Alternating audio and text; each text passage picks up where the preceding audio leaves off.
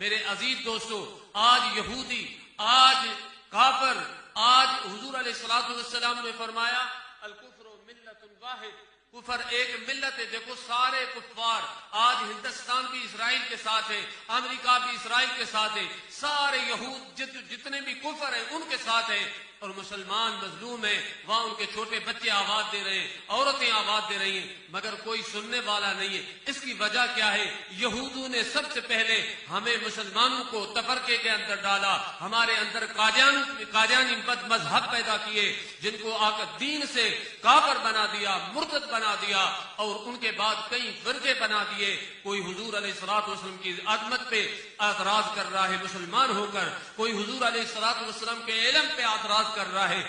کوئی حضور علیہ الصلوۃ والسلام کے نور پہ اعتراض کر رہا ہے، کوئی آقا کریم علیہ الصلوۃ والسلام کی حیات پہ اعتراض کر رہا ہے، کوئی حضور علیہ الصلوۃ والسلام کے صحابہ کرام رضوان اللہ تعالی علیہم اجمعین پہ اعتراض کر رہا ہے، کوئی مسلمان آج اہل بیت پہ اعتراض کر رہا ہے، کوئی مسلمان آج محبوب سبحانی پہ اعتراض کر رہا ہے۔ خدا کی عزت کی قسم ہے مسلمانوں جاگو، یہ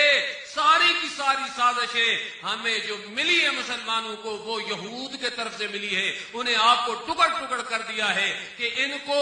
آج جو ہے نا یہودی یہ نہیں دیکھ کے مسلمانوں کو مار رہا ہے کہ یہ وہابی ہیں، یہ سنی ہیں، یہ شیعہ ہیں، یہ بریلوی ہیں، نہیں، وہ مسلمان سمجھ کر مار رہا ہے۔ مگر سارے مسلمان تفرقوں میں بٹے ہوئے مسلمانوں، آؤ قرآن کے طرف اور قرآن میں پڑھو اور محبوب کی حدیث پڑھو کہ قرآن کا حکم کیا ہے تو حدیث کا حکم کیا ہے۔